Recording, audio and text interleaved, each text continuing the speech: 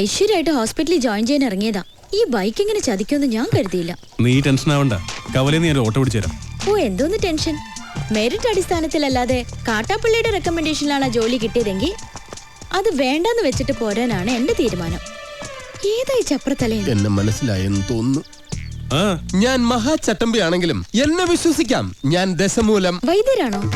ശിവനാണല്ല. തല്ലിന് പോകുന്നതിന് മുമ്പ് ദശമൂലാരിഷ്ടം കഴിക്കുന്നത് കൊണ്ട് ചിലർ അങ്ങനെ വിളിക്കും. ഒരുത്തനെ വെട്ടി അരിഞ്ഞ് അവന്റെ ദശ മുഴുവൻ ഒരു മൂലക്കിട്ടത് കൊണ്ടാണ് അങ്ങനെ വിളിക്കുന്നതെന്ന് മറ്റു ചിലർ. നിങ്ങൾക്ക് ഇതിൽ ഇഷ്ടമുള്ളത് വിളിക്കാം, തള്ളക്ക് വിളി ഒഴിച്ച്. ദശമൂലത്തിന് ഇപ്പൊ എന്താ വേണ്ടേ? അതെ, കാട്ടാപ്പള്ളിക്ക് ഒരുപാട് ശത്രുക്കൾ ഉള്ളതാ. അതുകൊണ്ട് കാട്ടാപ്പള്ളി കെട്ടാൻ പോകുന്ന ഈ ഡോക്ടർ പെണ്ണിന് നേരെയും ചിലപ്പോൾ ആക്രമണം ഉണ്ടായേക്കാം. അതിനൊരു പ്രൊട്ടക്ഷൻ എന്ന നിലയിൽ ഒരു കാവൽ പട്ടിയെ പോലെ എന്ന് ഞാൻ ഉണ്ടാവും. എനിക്ക് ആരുടെയും പ്രൊട്ടക്ഷൻ ആവശ്യമില്ല. ദശമൂലം പോണം. അയ്യോ, അങ്ങനെ പറഞ്ഞൂടാ. പിന്നെ ഞാൻ എന്തിനു വന്ന? അതെ, എപ്പോഴും ഡോക്ടറുടെ നേരെ ഒരു കണ്ണ് വേണമെന്ന് മുതലാളി പ്രത്യേകം പറഞ്ഞതുകൊണ്ടാ. ധൈര്യമായിട്ട് നടന്നോളൂ. ചോര കണ്ട അറപ്പു മാറിയവനാ ഞാൻ. സെൻട്രൽ ജയില് എനിക്ക് ചിൽഡ്രൻസ് പാർക്ക് പോലെയാ.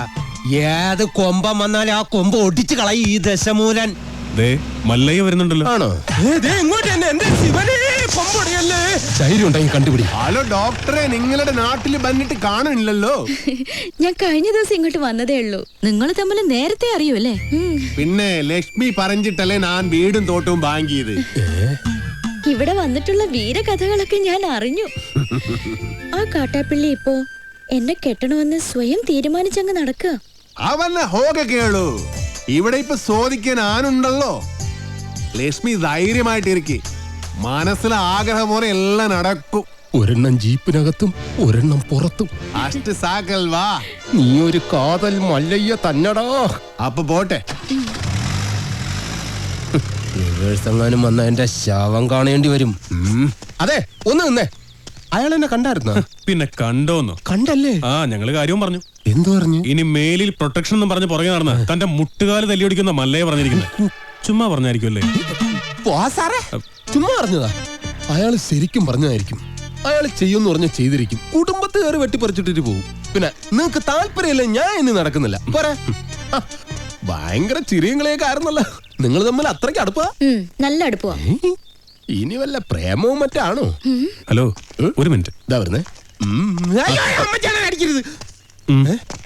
പുറത്താരോടും പറയണ്ട. ഇല്ല. പുള്ളിക്കാരൻ ഇവളോട് ഭയങ്കര പ്രേമ. കാട്ടാപ്പള്ളി കല്യാണം ഒഴിവ് പറഞ്ഞില്ലെങ്കിൽ കാട്ടാപ്പള്ളിയെ തട്ടിക്കളയുന്ന മല്ലയെ പറഞ്ഞിരിക്കുന്നത്. നിങ്ങളുടെ മുതലാളിയോട് സ്നേഹം ഉണ്ടെങ്കിൽ നിങ്ങൾ ഈ കല്യാണത്തിൽ നിന്ന് മുതലാളി എങ്ങനെയൊന്ന് പിന്തിരിപ്പിക്കാൻ നോക്ക്. അല്ലാതെ മറ്റു കാര്യങ്ങളൊന്നും പോയി പറയണ്ട. ഇല്ല, ഞാൻ ഒരിക്കലും പറയില്ല. ശിവനാണ് സത്യം. ഈ രഹസ്യം ഞാൻ മുതലാളിയോട് പറയണമെന്ന് പലവട്ടം ആലോചിച്ചതാ. പറഞ്ഞാലും കുഴപ്പം, പറഞ്ഞില്ലേലും കുഴപ്പം. പറഞ്ഞാ മുതലാളി മല്ലയ്യോട് ചോദിക്കാൻ ചെല്ലും. മല്ലയ്യ മുതലാളിയെ തല്ലി കൊല്ലുകയും ചെയ്യും. പറഞ്ഞില്ലെങ്കിൽ മുതലാളി ആ ഡോക്ടറെ കെട്ടാൻ ചെല്ലും. അപ്പോഴും മല്ലയ്യ മുതലാളിയെ തല്ലി കൊല്ലും. എങ്ങനെ പോയാലും മുതലാളിക്ക് മരണം ഉറപ്പാണ്. നീ കണ്ടോടാ മരണം ആർക്കാണെന്ന്?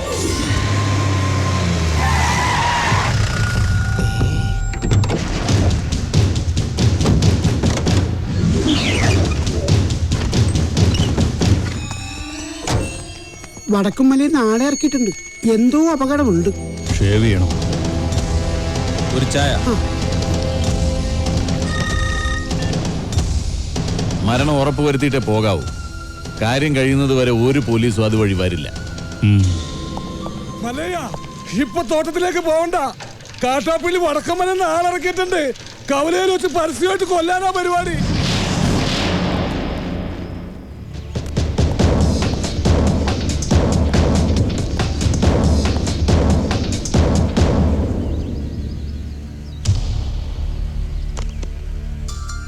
തോട്ടത്തിലേക്കല്ല, കവലയിലേക്കാ പോകുന്നത്.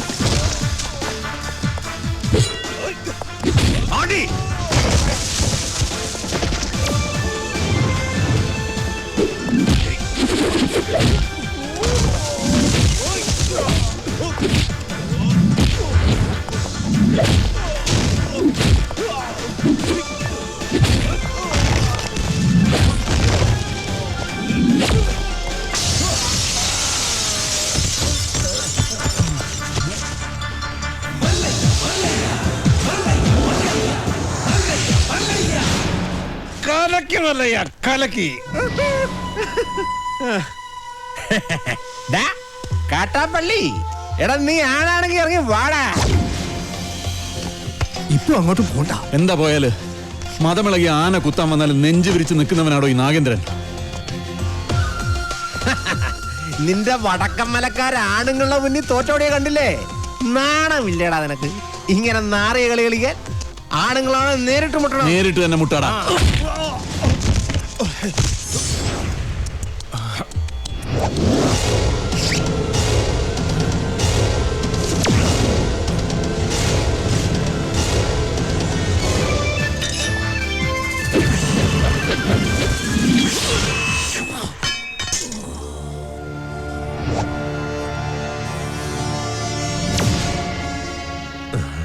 ഇത് നിന്റെ നെഞ്ചിന് നേരെ എറിയാൻ അറിയാൻ മേലാഞ്ഞിട്ടല്ല. നിർത്തിക്കോ, ഇവിടെ വെച്ച് നിർത്തിക്കോ. ഇല്ലെങ്കിൽ ബയറുകീറി കോടലി പുറത്ത് വന്ന് അത് നിന്റെ പട്ടി തീട്ടിക്കും. നിൻകെ നൻപക്കെ ഗൊത്തില്ല, കാട്ടുപുളി നായിന്റെ പട്ടി മോനെ.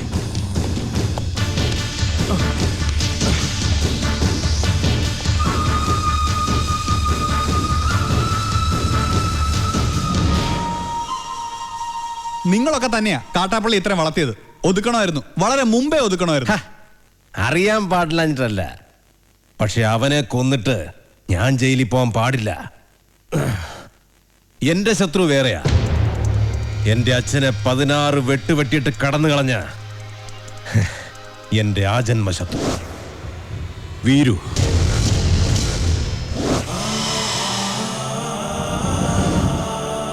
അവനെ എനിക്ക് കൊല്ലേണ്ടത്. അവൻ ചതിച്ചതെങ്ങനെയാന്ന് മല്ലയ്ക്ക് അറിയണ്ടേ? ഒരിക്കൽ മസനഗുഡിയിലെ തോട്ടത്തിൽ നിന്ന് അച്ഛൻ മടങ്ങി വരികയായിരുന്നു.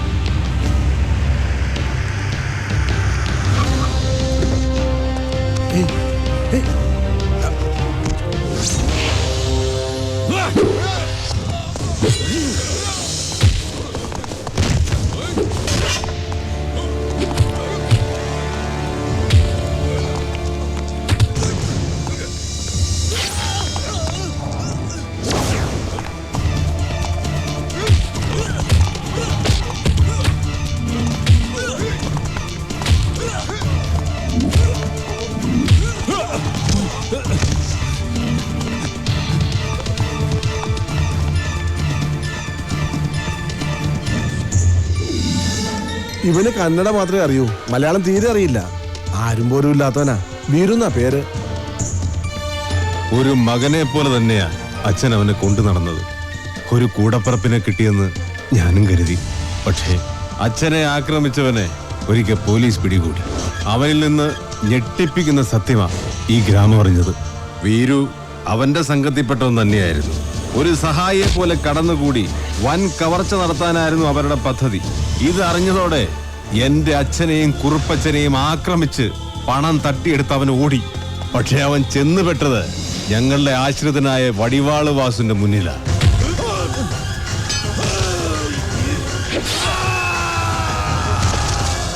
രക്ഷപ്പെടാനാവാതെ കാട്ടിലൊളിച്ച വീരുവിനെ അന്ന് രാത്രി പോലീസ് പിടികൂടി.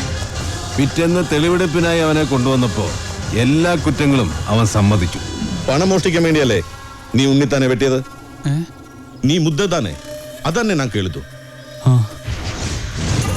ഒളിപ്പിച്ചു വെച്ച തൊണ്ടി മുതൽ കണ്ടെടുക്കാൻ പോകുന്ന വഴി അവൻ പിന്നെയും ഒരു ചതി കാണിച്ചു. പോലീസും നാട്ടുകാരും എത്ര ശ്രമിച്ചിട്ടും അവനെ പിടികൂടാനായില്ല. അവൻ രക്ഷപ്പെട്ടു കളഞ്ഞു. പക്ഷെ ദൈവം ഉണ്ടെങ്കിൽ അവനെ എന്നെങ്കിലും എന്നെ കൺമുന്നിൽ കൊണ്ട് തരും. അന്ന് എന്റെ അച്ഛനെ വെട്ടിയതുപോലെ അവനെ വെട്ടിയെരിഞ്ഞ് നാട്ടുകാരുടെ മുന്നിലിരുന്ന് ഞാൻ. അത്രയ്ക്ക് ദ്രോഹമാ ഈ കുടുംബത്തോടവൻ ചെയ്തത്. അവനെ മകനെ പോലെ സ്നേഹിച്ച മനുഷ്യനെയാ അവൻ ജീവച്ഛവം പോലെ കടത്തിയത്. അവന്റെ ക്രൂരതങ്ങൾക്ക് കാണണ്ടേ? നോക്ക്,